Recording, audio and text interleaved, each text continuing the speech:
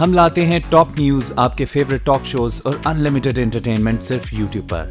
अगर आपने अभी तक हमारा चैनल सब्सक्राइब नहीं किया तो अभी सब्सक्राइब करें और बेल आइकॉन को क्लिक करके हमारी लेटेस्ट वीडियोस के बारे में अपडेट जानें। सब्सक्राइब कीजिए और हम आपको लिए चलेंगे आपकी फेवरेट वीडियो की तरफ।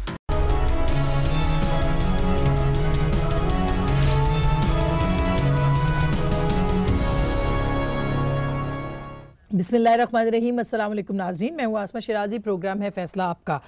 पाकिस्तान की सियासत बड़े दिलचस्प मरहले में दाखिल हो गई है और आखिरी जो फरवरी के हफ्ते हैं और मार्च के शुरू के हफ्ते वो तो बड़े ही दिलचस्प हैं, इसलिए कि नैब के रेफरेंसेस अपनी फ़ाइनल उस मराहिल में होंगे जो कि आखिरी राउंड है।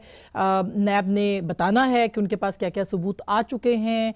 आज 2 ज़िमनी रेफरेंसेस भी हसन नवाज़ हुसैन नवाज़ के ख़िलाफ़ दायर किए गए हैं और उसके साथ साथ ये कहा गया है कि मियाँ नवाज़ शरीफ और मरियम नवाज़ साहिबा का नाम जो है वो ECL पे डाला जाए। ये नैब ने इस्तदा की है, बल्कि ख़त लिखा है हुकूमत पाकिस्तान को कि आप ये करें। क्या हुकूमत पाकिस्तान ये करेगी, ये एक अहम सवाल है। अपने ही सरबराह के खिलाफ, उनकी साहबजादी के खिलाफ, ये एक बहुत अहम सवाल है। ये प्रोग्राम में हम जरूर पूछेंगे।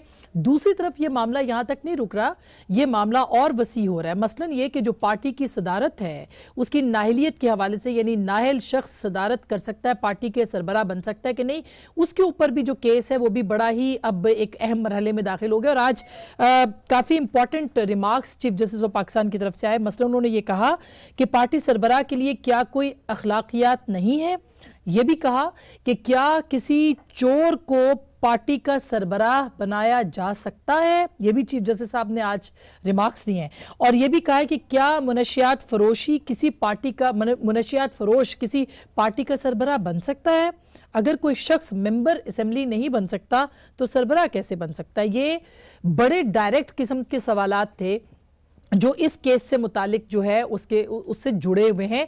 इस पे मरियम साहिबा ने भी आज एक ट्वीट किया। लेकिन जो चीफ जस्टिस साहब ने एक और अहम बात की जो आज अखबारात की जीनत भी बन चुकी है, वो ये कि अगर आप कोई नाहल होते हैं तो जो पार्टी का सरबराह सेनेट इंतखाबात की जो टिकटें बांट रहा है उसके ऊपर भी असरअंदाज होगा। सो अभी नहीं, ये मशरूत कर दिया आगे भी कि अगर मियाँ साहब को की सदारत जाती है, जो कि उनके गिर्द घेरा तंग हो रहा है नैब का भी और सुप्रीम कोर्ट का भी, तो फिर जो इलेक्ट हो जाएंगे सेनेट के अंदर, आगे जाके सुप्रीम कोर्ट कह सकती है चूंकि नाहल आदमी ने उनको किया था तो लिहाजा वो भी फारिग। तो ये बहुत इंपॉर्टेंट होगा। इस पे 2 तरह, ये तो एक तो अदालत का मामला, नैब का मामला हो गया, दूसरी तरफ सियासी फायदा। अगर ECL में नाम आता है, अगर हथकड़ी लगती है, अगर मुकदमे बनते हैं, तो क्या पॉलिटिकली मियाँ नवाज शरीफ को इसका फायदा हासिल होगा। ये कि बहुत ही अहम सवाल है। और यही वो बात है जिसको कहा जा रहा है कि मुझे क्यों निकाला नैरेटिव जो है वो शायद कामयाब हो गया है। और उसकी एक एग्जाम्पल दी जा रही है कि चकवाल का इलेक्शन जो कि 26,000 वोटों से की लीड से जीता और तकरीबन 25,000 की लीड से लोधरा का इलेक्शन एक बहुत ही नामालूम शख्स जो थे पीर इकबाल शाह, उन्होंने जीत लिया। ये एक अहम तस्वुर किया जा रहा है कि ये नैरेटिव जो है ये बिक रहा है, लोग इसको बाय कर रहे हैं। ये दुरुस्त है, ये नहीं तासुर, इस पे हम जरूर बात करेंगे। और इसी की बात आज मियाँ नवाज शरीफ साहब ने भी की। जरा सुनिएगा उन्होंने क्या कहा है मुझे क्यों निकाला नैरेटिव के बारे में, जरा सुनिएगा।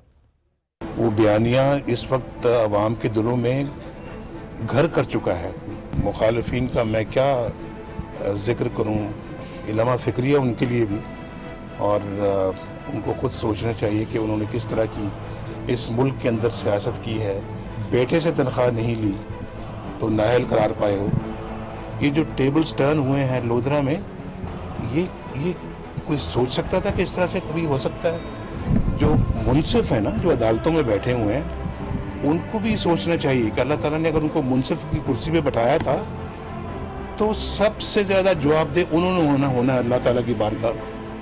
ये नैरेटिव मुस्तकिल बढ़ता चला जा रहा है, जुबानें तल्ख हो रही हैं, लहजे तल्ख हो रहे हैं। इसके ऊपर भी बात करेंगे। और फिर मरियम नवाज साहिबा ने अभी थोड़ी देर पहले ट्वीट किया, वो ये कहती हैं कि अकामा का फैसला जो है तारीख़ अदल का स्याह तरीन फैसला है जिसे अवाम मुस्तरद कर चुके हैं। इस संगीन गलती को दोहराना उससे ज़्यादा संगीन गलती होगी जिसके नतायज होंगे। ये मोहतरमा मरियम नवाज साहिबा ने कहा है। सो बात करते हैं इसके ऊपर। हमारे साथ मौजूद है सेंटर आजिज धामरा साहब जो कि पाकिस्तान पीपल्स पार्टी के सेनेटर हैं। हमारे साथ जनाब असद उमर साहब हैं, रुकने कौमी असम्बली पाकिस्तान तहरीक इंसाफ के, बहुत बहुत शुक्रिया। जनाब राना अफजल साहब वज़ीर मुमलिकत खजाना हमारे साथ मौजूद है, पाकिस्तान मुस्लिम लीग नवाज के सरकर्दा रहनुमाओं में से हैं। बहुत बहुत शुक्रिया आप सब लोगों का।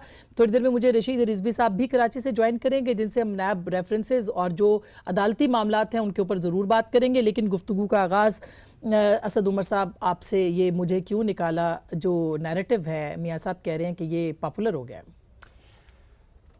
जुलाई 28 को नतीजा आया। जुलाई 28 को नतीजा आने के चंद दिन बाद ही मियाँ साहब जीटी रोड पे निकल गए यही सवाल पूछते हुए कि मुझे क्यों निकाला।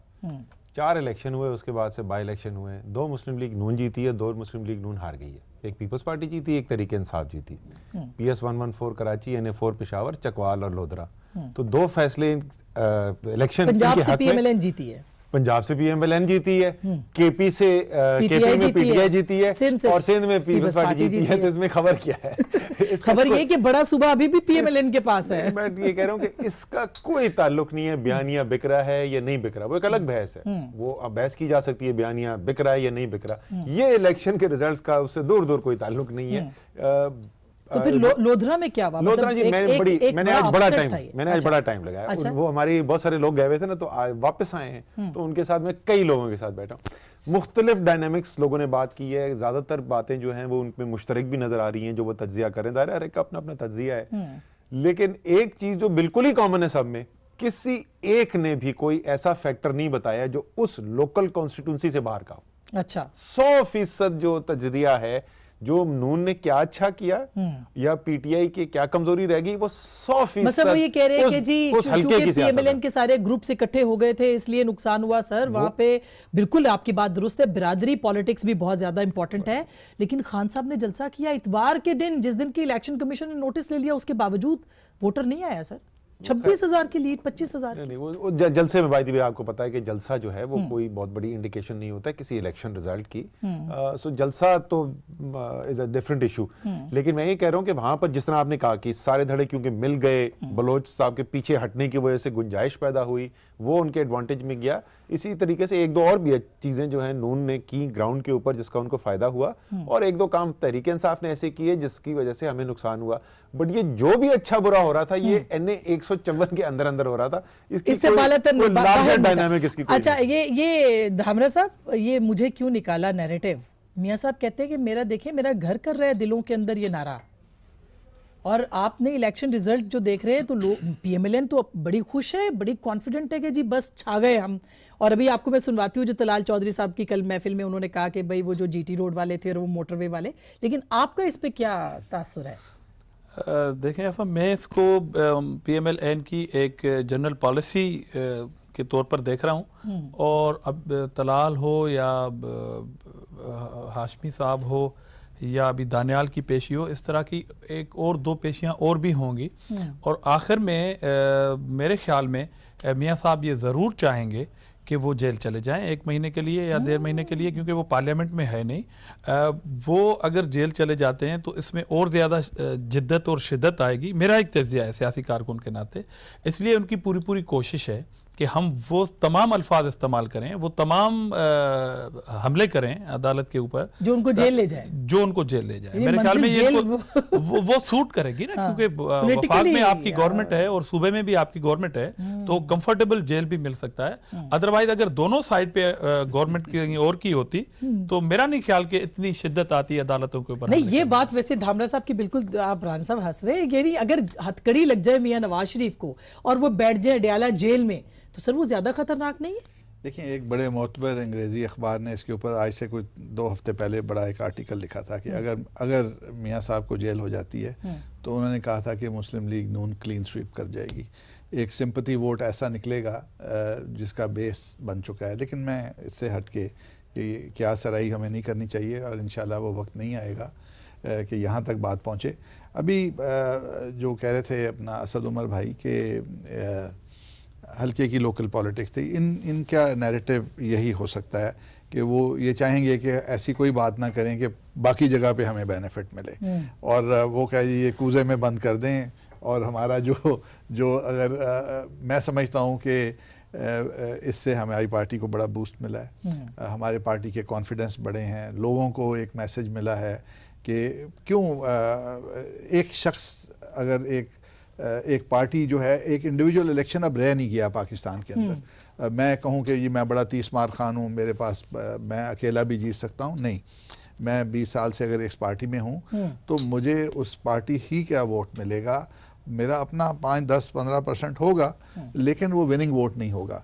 सो ये जो पार्टी बेस्ड इलेक्शन है वो पार्टी की कारकर्दगी के ऊपर और पार्टी से जो तवक्कुआत आप वाबस्ता कर सकते हैं और कैंडिडेट के ऊपर भी। क्यों ये तो वैसे कैंडिडेट के ऊपर, क्योंकि ये पीर इकबाल शाह जो हैं ये वहाँ पॉपुलर तो हैं, लेकिन ये बड़े अननोन से भी थे पॉलिटिकली। कहा जाता है कि वो बेटा सिटिंग MP है जी, ऐसे भी कोई अननोन नहीं है। लेकिन कहते हैं उन्होंने कॉलेज बनाए, यूनिवर्सिटियां बनाई, उन्होंने हॉस्पिटल्स बनाए हैं। कोई मेहमान उनका जो मैं पढ़ रही थी, अब आई डोंट नो कि वो ठीक है कि नहीं, मेहमान आता है तो कॉन्स्टिट्यूएंसी में बगैर खाने के नहीं भेजते। कोई पैसे वाले शख्स नहीं है, उनकी स्ट्रेंथ। जबकि जहांगीर तरीन साहब 3 अरब रुपए की मालियत सिर्फ उनके साहबजादे की असासाजात की थी। तो खैर बहरहाल मैं समझता हूँ कि हमारा जो वोटर है वो इंटैक्ट है। वो नहीं, वोटर बड़ा इंटेलिजेंट भी है। अच्छा, वोटर ने देखें, पहले हम जीते, फिर ये लोग जीत गए, फिर हम जीते, तो वक्त के साथ साथ जैसे जैसे पार्टी का ग्राफ ऊपर नीचे बदलता रहा, एक वक्त वो भी था जब लाहौर में मीनारे पाकिस्तान पे इन्होंने जलसा किया, और वो वहां से पार्टी उठी ना। अभी असद उमर कह रहे थे कि जलसों की इतनी इंपॉर्टेंस नहीं है, मैं समझता हूँ उस जलसे ने इस पार्टी को खड़ा किया था। अच्छा, ये कह रहा था इंडिविजुअल बाय इलेक्शन के अंदर जलसा कोई इतनी इंपॉर्टेंस नहीं होता, जनरल इलेक्शन की कैंपेन में जलसों से फजा बनती है। सर अभी तो 3 साल से जलसे ऐसे चल रहे हैं जैसे आम इंतखाबात ही हो रहे हैं। खान साहब के भी इतने बड़े बड़े जलसे हैं, और अभी हाल ही में नवाज शरीफ साहब के भी शुरू हुए। नवाज शरीफ साहब ने भी पेशावर में बहुत बड़ा जलसा किया, पहले नहीं थे, बहुत बड़ा जलसा किया है ना। अभी NH4 का इलेक्शन हुआ था, 3रे नंबर पे आई है मुस्लिम लीग नून, और उसके यही तो वो कह रहे हैं, 1/3 वोट नहीं है। यही तो कह रहे हैं कि उस वक्त पॉपुलर नहीं थे, अब ये दिलों में घर कर रहा है ये जुमला। मुझे क्यों निकाला? वो तो चंद महीने पहले की बात है, जुलाई 28 के बाद का इलेक्शन है। देखिए क्यों निकाला के बाद का इलेक्शन है। पॉलिटिकल स्टेटमेंट्स ऐसी होती हैं कि 3रा नंबर पे आई है, वो जो दोनों ऑपोजिशन वालों के वोट जमा करें तो इनके बराबर हो जाते हैं या ज्यादा हो जाते हैं, तीनों मिल हमारे ANP के और उसके वो LF।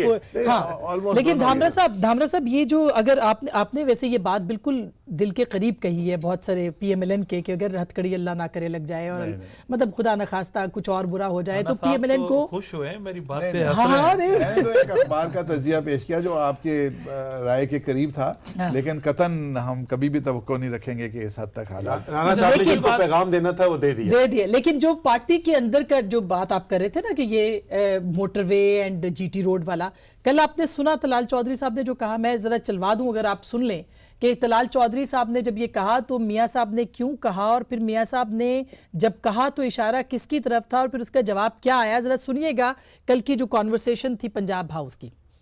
जब आपने लाहौर जाना था तो आपने अपना दोबारा फैसला किया, जो कि पहले फैसला हो चुका था कि आप मोटरवे से जाएंगे। वो टर्निंग पॉइंट था जब आप GT रोड से गए। ये कोई हमें कह रहा है जी, ये कहाँ है वो बंदे जो मुझे कह रहे थे मोटरवे से जाएं? सर वो अगर यहाँ को बैठा हुआ है नहीं, अगर वो यहाँ को बैठा हुआ तो जरा हाथ तो खड़ा करें। तो मैं अब किससे पूछूं ये सवाल? रान साहब ये क्या मतलब कौन है वो बंदे जो मोटरवे के बारे में? इसका जवाब भी आया वैसे चौधरी निसार की तरफ से। एक अंग्रेजी कहावत है, नथिंग सक्सीड्स लाइक सक्सेस। तो मैं समझता हूँ कि जो उनको GT रोड के ऊपर जो रिसेप्शन मिली वो किसी भी शख्स के लिए बहुत बड़ी इज्जत भी है और बहुत बड़ी रिकग्निशन भी है। तो जो लोग मेरा ख्याल है कि ये उनका जो लोग कह रहे थे कि मोटरवे से ना जाएं, उनका मौकफ मियां साहब समझते हैं। अच्छा, तो धामरा साहब ये इसका मतलब है कि ये नैरेटिव दुरुस्त था और मियां साहब दुरुस्त निकले, दुरुस्त साबित हुआ। देखें, अगर आप इदारों पे बात करके और अगर आप कहीं से इलेक्शन जीत जाते हैं बाई इलेक्शन का, और अगर आप कहते हैं कि ये स्टैंप लग गया है, तो वेरी अनफॉर्चुनेट ये पाकिस्तान के जुडिशरी के हवाले से बहुत बड़ा बैड मैसेज जाएगा। कल अगर किसी मोहल्ले में एक पॉपुलर बंदे से कोई कत्ल हो जाता है या कोई गुनाह हो जाता है, और अगर उसके खिलाफ उसी थाने में कोई पर्चा कट जाए और वो अपनी पॉपुलर बेस पे अगर 20,000 लोगों का एक मजमा लगा दे और थानेदार को कहे कि आपने देखो मजमा मेरे साथ है, आपने FIR क्यों कटी, तो ये देखें, ये एक्सरसाइज मुल्क के लिए इन फ्यूचर ठीक नहीं है। जो शख्स तीन बार प्राइम मिनिस्टर रहे हैं, देखें यही हमारे तो कायद को फांसी हुई थी ना, और जब हम कहते हैं कि शहीद जुल्फकार अली भुट्टो का अदालती मर्डर हुआ, जुडिशियल मर्डर, तो इख्तलाफ किया जाता था, मगर आगे चल के जब उस बेंच के जज रिटायर हुए उन्होंने खुद कहा कि हमसे ज्यादती हुई, और ये हिस्ट्री है। अच्छा ये हिस्ट्री है। आप कुछ कह लें फिर मैं कमेंट कर दूं। देखें ये जो आजकल मुस्लिम लीग नून के कई लीडर जो हैं वो मिसाल देते हैं भुट्टो साहब की, उसकी कोई एक दूसरे से मुमासलत है ही नहीं। एक केस के अंदर मिलिट्री डिक्टेटर था, कॉन्स्टिट्यूशन आइन जो है मुअत्तल हुआ था, उसके अंदर जुडिशरी के फैसले, और आज का माहौल जहां वफाक की हुकूमत मुस्लिम लीग नून की, पंजाब की हुकूमत मुस्लिम लीग नून की, आजाद जम्मू एंड कश्मीर, गिलगित बल्तिस्तान और हालिया जो है बलोचिस्तान में हुकूमत, इस वक्त हुकूमत में बैठे, इसका क्या मुवाजना? उधर तो बंदूक थी सर के ऊपर। नहीं, वो बखैर सिविलियन बालादस्ती के उसमें कह रहे हैं प्राइम मिनिस्टर को हैंग कर दिया, दूसरे प्राइम मिनिस्टर को निकाल दिया, तीसरे प्राइम मिनिस्टर को बरतरफ कर दिया, वो ये कह रहे हैं। ना, ये मैं इसकी नहीं जिक्र कर रहा, कह रहे हैं, मैं ये कह रहा हूं कि आजकल मुस्लिम लीग नून के कई लीडर कहते हैं कि जी जजेस जो हैं वो तो गलत फैसला करते हैं, देखो भुट्टो साहब का गलत फैसला। अच्छा, ये इनडायरेक्टली वो ये कह रहे हैं कि मिलिट्री डिक्टेटर का प्रेशर सिर्फ उस वक्त आता है जब वो पाकिस्तान का बादशाह होता है, जब वो नॉर्मल टाइम्स जमहूरियत होती है उस वक्त मिलिट्री डिक्टेटर का किसी अदलिया पे प्रेशर नहीं होता। डिक्टेटर तो बाय डेफिनेशन उस वक्त एस्टैब्लिशमेंट, मैं कह रहा हूं कि वो कह रहे हैं एस्टैब्लिशमेंट, वो कह रहे हैं, मैं तो डिक्टेटर कह रहा हूं। इनडायरेक्टली वो ये कह रहे हैं कि इस वक्त एस्टैब्लिशमेंट का कोई जोर नहीं चलता। अच्छा, राणा साहब जो है ना, ये बड़ी इस पे इन्होंने इनके रैंक्स के अंदर इस पे रिवोल्ट हुआ कि आप पागल हो गए फौज। मेरे सामने एक साहब ने अपने नून लीग के कॉलीग से पूछा कि भैया आपको गुरिल्ला वॉरफेयर सिखाई थी? हमारा तो फौज से लड़ने का कोई इरादा नहीं है। तो वो आजकल फौज को गालियां निकालनी थोड़ी देर के लिए बंद कर दी। राणा साहब चाहते हैं दोबारा से शुरू हो जाए हमला, जिधर से घूरी ज्यादा आ जाए ना उधर से फिर रुक जाते हैं। अच्छा, मैं राणा साहब माजरत के साथ एक छोटी सी ब्रेक ले रही हूँ। ब्रेक के बाद हम जरूर इस पे बात करेंगे कि ये जो तलाल चौधरी साहब फरमा रहे थे और जो मरियम साहिबा ने ट्वीट किया और ये जो इशारा था उसका जवाब चौधरी निसार ने क्या दिया, और क्या ये तो एक पीएमएलएन के अंदर ग्रुप इस बात का इंतजार कर रहा है कि नैब की तरफ से रेफरेंसेस और जो फाइनल फैसला है सुप्रीम कोर्ट का वो आ जाए तो उसके बाद वो अपनी डायरेक्शंस बनाए, या ऐसा कुछ नहीं होगा? ब्रेक के बाद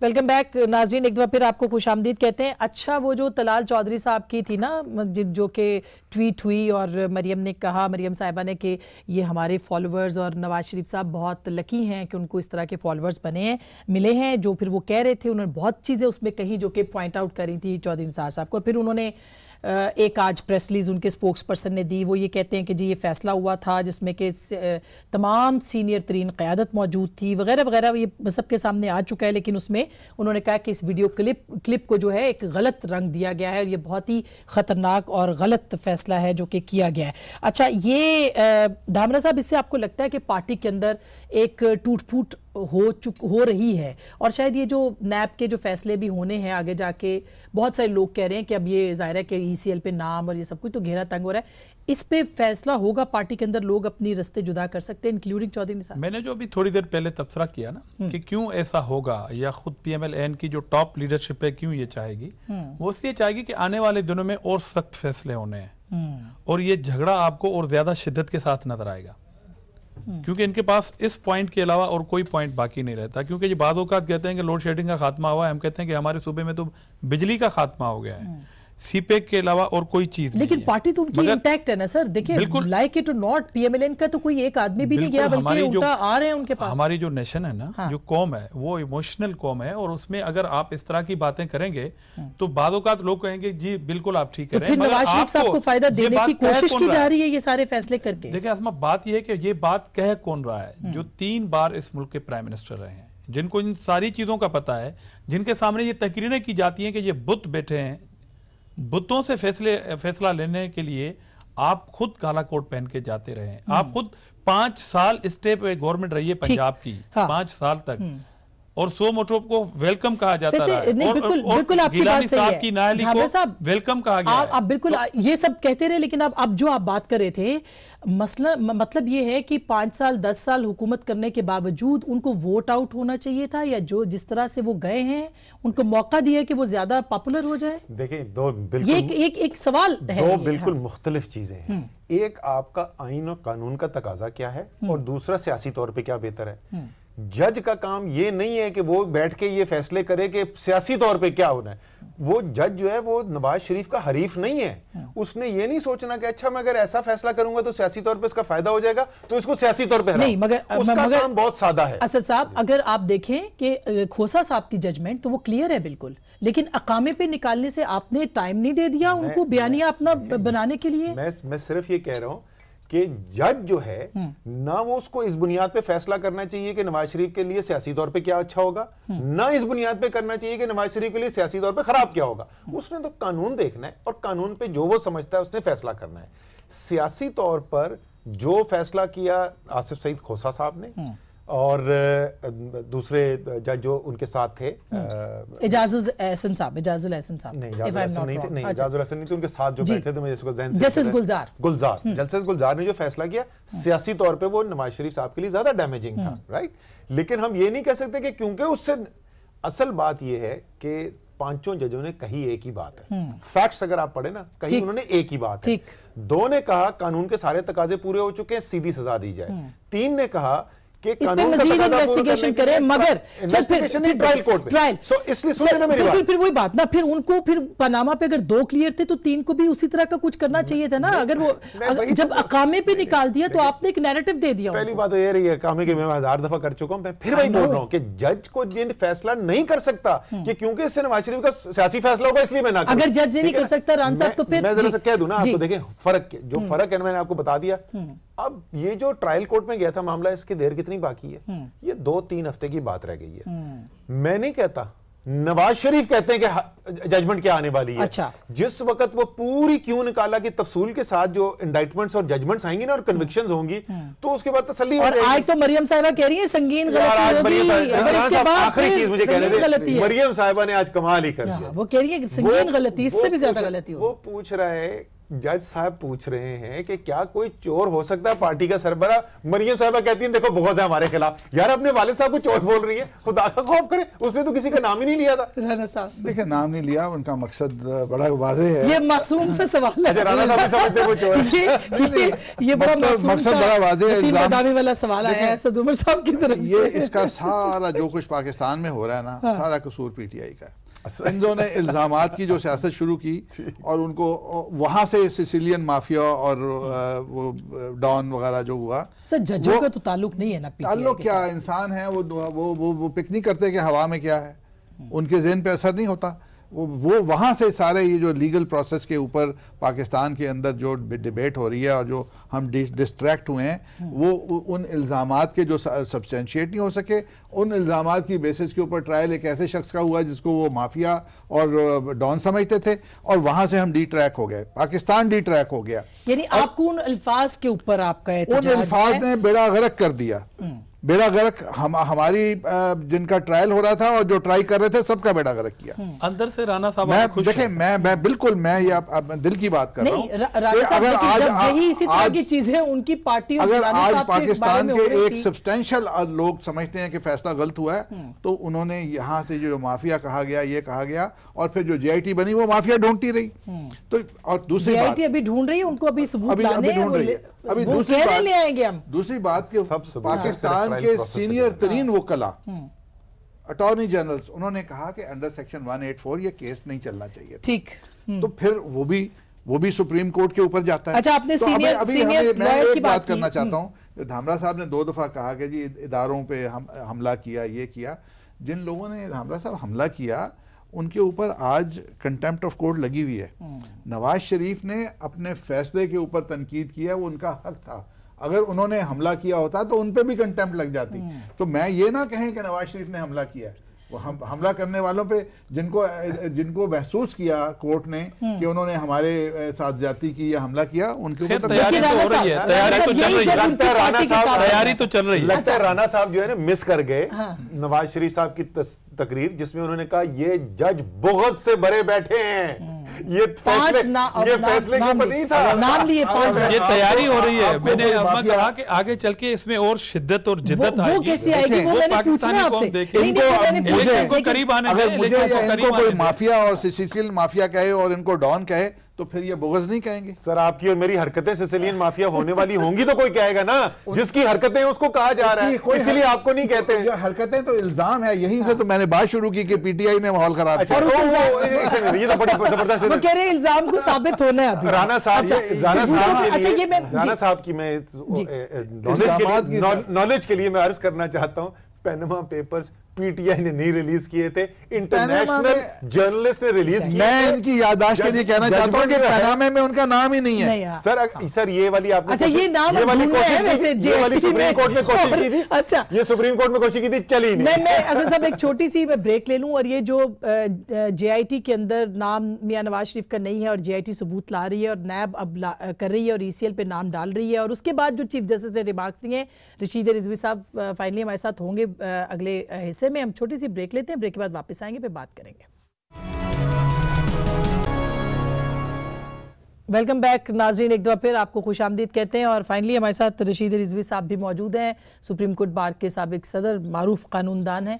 सर अस्सलाम वालेकुम। और दूसरा ये जो सवाल हम जी ब्रेक से पहले छोड़ के गए थे कि होगा क्या, क्योंकि अभी ये जो चीफ जस्टिस साहब के रिमार्क्स आ रहे हैं, इससे तो ये लग रहा है कि पार्टी सदारत से नाअहली नजर आ रही है। रिमार्क्स से आगे हम कुछ प्रिडिक्ट नहीं कर सकते, नाअहलियत हो सकती है, नहीं हो सकती, और उसके साथ साथ जो 62(1)(f है वो भी फैसला महफूज हो गया है।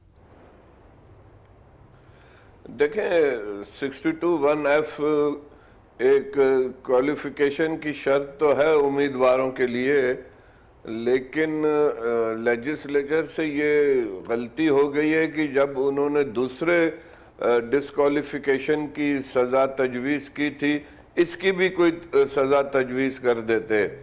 ये बिल्कुल खामोश है इस पे। बाकी दूसरे प्रोविजन 63 के प्रोविजन में 3 साल, 5 साल, 7 साल की उन्होंने बार इम्पोज किया है, इस पर इम्पोज नहीं किया है। अब ये मैं समझता हूँ सुप्रीम कोर्ट के लिए बहुत डिफिकल्ट होगा कि जहाँ पे लैक्यूना रह गया है लेजिस्लेशन में वो फिल इन करें और बाय इम्पोजिंग पनिशमेंट। अच्छा। इसकी मिसाल कहीं मिलती नहीं है जी, कहीं मिलती नहीं है। इसलिए मैंने पहले भी कई प्रोग्राम्स में कहा है कि ये वन टाइम डिस्क्वालिफिकेशन तो हो सकता है, या ये इस तरह से कर सकते हैं कि जब आपको याद होगा सुप्रीम कोर्ट बार और पाकिस्तान बार काउंसिल ने 18वीं तरमीम चैलेंज की थी, तो जस्टिस चीफ इफ्तिखार चौधरी साहब के जमाने में उन्होंने रिकंसिडरेशन के लिए पार्लियामेंट को भेज दी थी जब 19th अमेंडमेंट आया।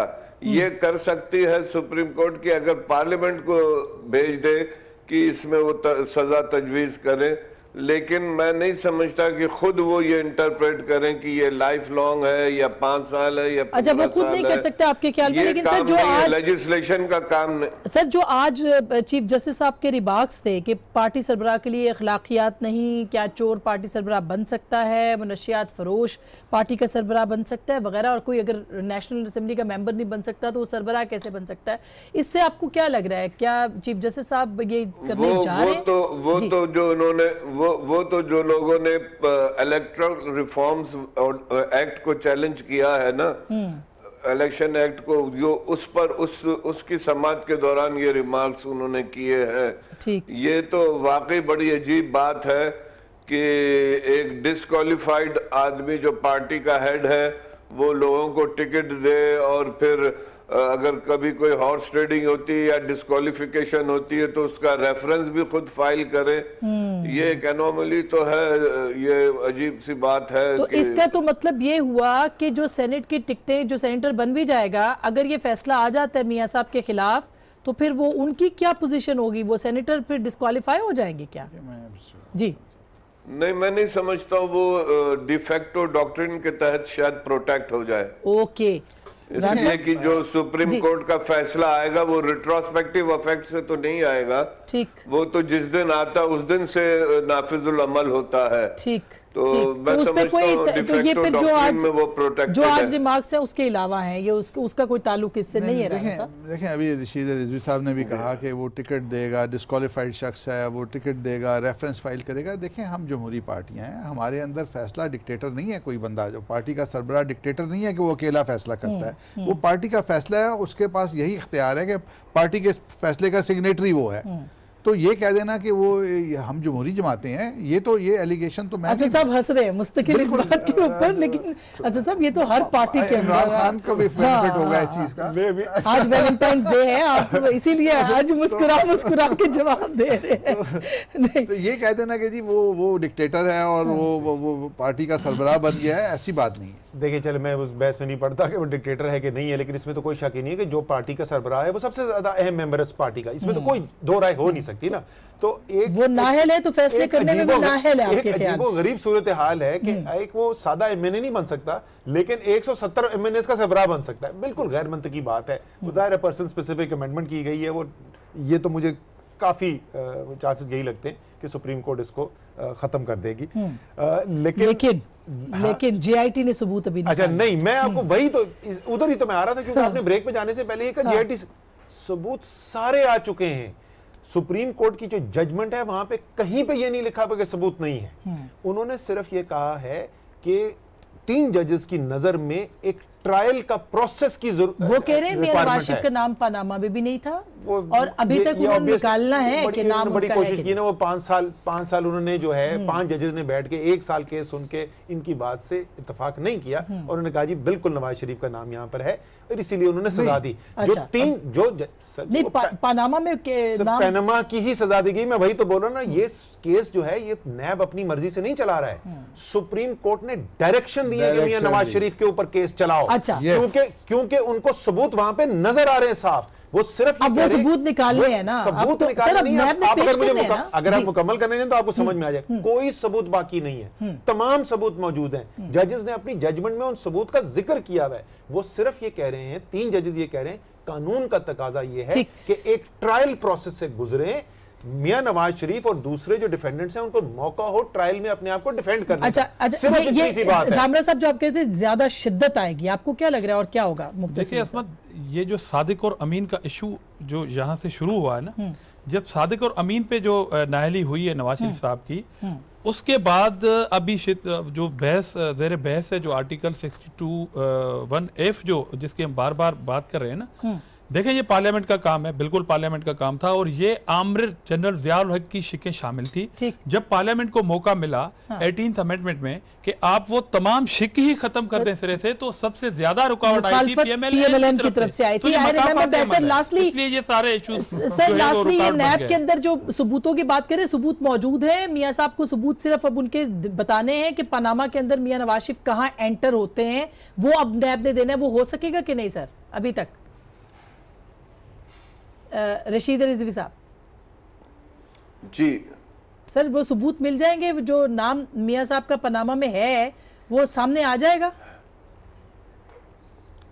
देखें, एविडेंस को तो मैंने इतना डिटेल में रीड नहीं किया, लेकिन विटनेसेस तो आ रहे हैं और सुप्रीम कोर्ट ने जो नैब को रेफर किया था मैटर नैब कोर्ट को, वो सिर्फ इसलिए किया था कि 184(3) में आपको गवाहों को क्रॉस एग्जामिनेशन का इख्तियार नहीं होता है, तो एक एक्यूज्ड को एक मौका देने का कि वो अपना डिफेंस पूरी तरह से पेश कर सके, ये नैब को उन्होंने रेफर किया है कि